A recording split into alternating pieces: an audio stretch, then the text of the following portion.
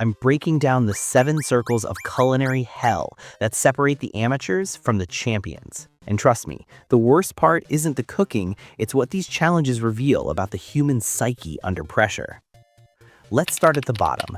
Level 1, the Signature Dish Challenge. Cooking, get in there and cook me your signature dishes. On paper, this sounds like a gift. You get 45 minutes, complete creative freedom, and access to any ingredient you want. Cook the dish that defines you as a chef. Easy, right? Wrong. This challenge has the highest failure rate in Hell's Kitchen history, and the reason is pure psychology. When you have too much freedom, you reveal your worst instincts. Enter Matt from Season 4. Matt walks up to the pass holding what he calls an exotic tartare. What is it? I call it exotic tartare because it's with venison and diver scallops, with caviar and white chocolate, and... Oh, stop. Raw venison, raw quail egg, lime zest, olive oil, scallops, caviar, and grated white chocolate. Gordon Ramsay stares at the plate like it just insulted his mother. White chocolate with venison?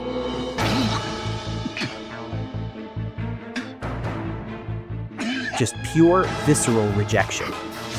Matt had 0 restrictions, so his ego convinced him that bizarre equals creative. He confused complexity with skill. The signature dish doesn't test your cooking, it tests your judgment. Can you make something delicious without hiding behind gimmicks? Most chefs fail here not because they can't cook, but because they don't understand themselves.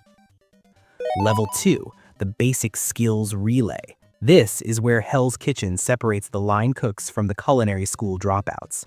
The challenge is simple. Teams race in a relay format to complete basic prep tasks, shucking scallops, breaking down a chicken, separating eggs, stuff you learn on day 1 of culinary school. But it's a relay. You're not cooking alone. You're dependent on your teammates, and one mistake doesn't just cost you time, it can cost you everything. Season 10, Episode 10. The red team is destroying the blue team. They're up by almost 2 full minutes. Oh, fuck off, guys. All of you, come here. Look at the meat. No sear, just like boiled. Where's the sear? The red team was technically talented, but they hated each other so much they couldn't even finish a sentence.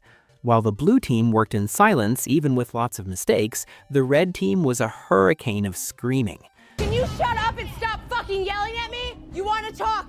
Do not yell. You better fucking watch who you fucking call him bitch. Get it? When Robin finally butchered that steak at the end of the race, it wasn't just a mistake, it was the result of a team that had mentally exploded. The Basic Skills Relay doesn't test talent, it tests whether you can do the fundamentals under pressure without cutting corners. Level 3, the Budget Challenge. Now we're entering strategy territory. Chefs are given a strict budget, usually around $10 to $25, and told to create a dish that tastes like it costs $50. In Season 14, Chef Ramsay handed the remaining Black Jackets $25 and gave them 10 minutes to shop for a vegetarian dish. While the others panicked over the price tags, Megan didn't flinch. She took that $25 and created a stunning zucchini angel hair pasta. Zucchini is not the most exciting of veg. However, you've lifted it. Love the idea of that angel hair. Thank you. It's got finesse. Good job. Thank you. Pretty good job. If you can't make a $5 chicken thigh taste incredible, you don't deserve to touch a $100 steak. The Budget Challenge exposes chefs who rely on luxury to mask mediocrity. Level 4, the Blind Taste Test. This is the ultimate humbler. Chefs are blindfolded and wearing noise-canceling headphones. They can't see. They can't hear their teammates shouting answers. It's time for the blind taste test. Blindfolds on first. Thank you. Chef Ramsay loves the blind taste test because it gives him a very good indication which of the chefs have a superior palate. Most chefs get 0 out of 4. Then there's Justin from Season 10. While his competitors are guessing boiled potato when eating pear, Justin stands there calmly, tastes each bite, and calls out every single ingredient correctly. Scallop. Tofu? Perhaps a fig, chef? Fig. 5-5. Radish.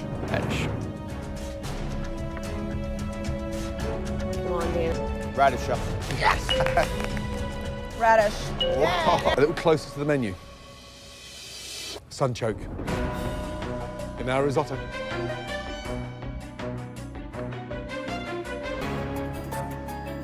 Come on, Dana. Carrot. Carrot. Justin, let's go. Sunchoke. 4 out of 4.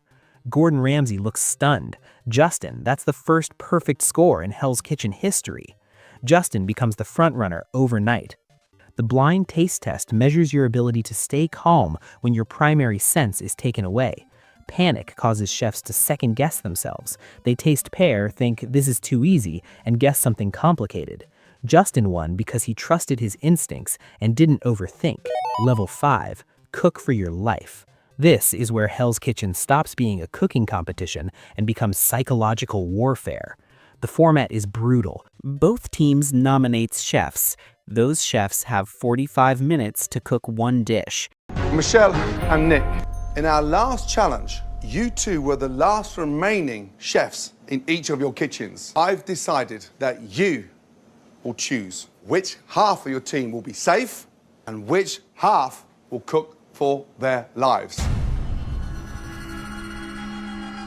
In season 17, the chefs on the chopping block had 30 minutes to recreate Gordon's delicate champagne oysters. This is where veteran all-star chef Giovanni met his end. Of this one. It's beautiful. What's missing in there? What's missing in there? Sauce. A little light on the sauce. What's missing in there? Light on the sauce, chef. What's missing in there? Light on the sauce, chef. What happened? I put the sauce on it. I just didn't put enough. Why so much pasta? I don't know, chef. I was trying to twirl it and I guess in the middle of panicking. There's one thing I've welcomed in this competition is your composure. I don't expect the word panic coming from you. Sadly, one of you is going home and the dream ends tonight. My decision is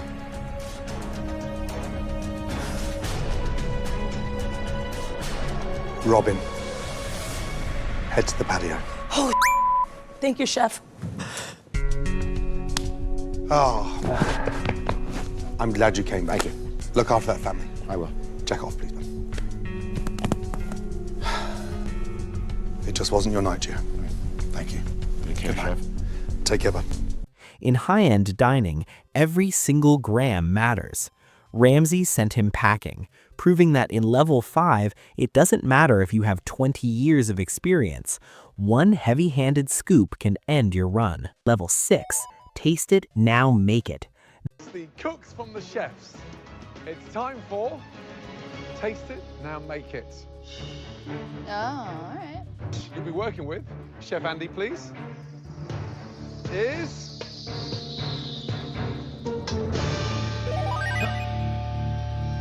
Wait a second, I've already served it to you. You ate with your families. Oh. This is the Sherlock Holmes challenge of Hell's Kitchen. Gordon Ramsay cooks a complex dish. The chefs are brought up one by one, given a single bite, and sent back to the kitchen. They are not told the ingredients. They have to recreate the entire dish from memory and taste alone. Season 12, Episode 19. Jason Zapaltis steps up. Jason is known as the loud, aggressive meathead chef. Go back to the grocery store! It's not a fire yet, you dumb little... He yells, he's cocky, he's all brute force and no finesse. Everyone expects him to fail. But Jason is still experimenting. Now, Stanley, maybe they just did like a lettuce puree. Ugh, no, that's not it. It's gotta be the watercress then. Around 3, 2, 1, and serve, guys. Right here, what's in there? Parsley and olive oil, salt and pepper. Wow. Thank you. Talk to me about it. So I chose the sole as well. And then I did the arugula pesto with walnuts, roasted the pumpkin with dill. Interesting. That's not pumpkin. Describe your dish, please. I chose escalar, and then the squash, I chose butternut squash. The puree on the plate, I used watercress. Nice tasting dish. Thank you. I chose the sole Butternut squash. Is that just watercress puree there? Yeah. Interesting. The protein. Rochelle, Melanie, and Jason, you had sole. And Scott, you had escolar. And the right fish is sole. Sorry, Scott, you're now eliminated. Jason. And Rochelle had butternut squash. And Melanie, you had pumpkin. And the correct ingredient is butternut squash. Damn. Melanie, you're out. One of you had parsley, Rochelle, and one of you had watercress, Jason. And the right answer is Jason. Well done. Thank you, Chef. Watercress puree, it was. The other chefs look stunned. Jason, the guy they mocked for being all muscle and no brain, just outcooked the technical chefs. He correctly identified watercress, a notoriously difficult green to pinpoint, and nailed the protein. Jason succeeded because he didn't overthink. He tasted the dish, trusted his palate, and executed. Taste it, now make it is often the challenge that determines who gets a black jacket. It's the ultimate test of whether you have a refined palate or whether you've just been good at following recipes. Level 7, the Black Jacket Gauntlet. This is Hell's Kitchen's final boss fight. Introduced in later seasons, the Gauntlet is 3 back-to-back challenges in a single day. Round 1, cook a dish that represents your personality. The best 2 advance immediately. Round 2, cook a dish showcasing perfect technique. The next 2 advance. Round 3, the bottom 2 chefs fight in a head-to-head duel using restricted ingredients. One gets the last black jacket, one goes home. You have to be creative, then technical, then resourceful, all while your body is screaming for rest. Remember, it's your last chance to earn a black jacket. In season 19, both chefs have already cooked twice. They're physically exhausted, mentally drained, but they have to dig deep and produce one more perfect dish using specific ingredients. The most important element of this dish is making sure that my filet is cooked perfectly. With only one more black jacket available, Nikki and Amber Oh, fuck. are cooking for their lives in the final challenge of the day. 60 seconds to go. Really? 10, 9, 8, 7, 6, 5, I love it. I love it. I'm so excited. 3, 2, Really good job. 1, and serve. Wow. Ramsay tastes both dishes. I've got a Yukon mashed potato with a lot of butter, and then the pearl onions as well, chef. The steak is like butter, and it's cooked beautifully. This is a herb panko, seared and then baked pork chop. What cheese do you use? I use Gruyere, and then to top it, I did a Gruyere and cheddar mix. Wow. You've nailed the protein. Thank you. Let's get that absolutely clear. Ramsay looks at the final jacket, looks at Amber, then Nicole, and says, Earning the final jacket, congratulations goes to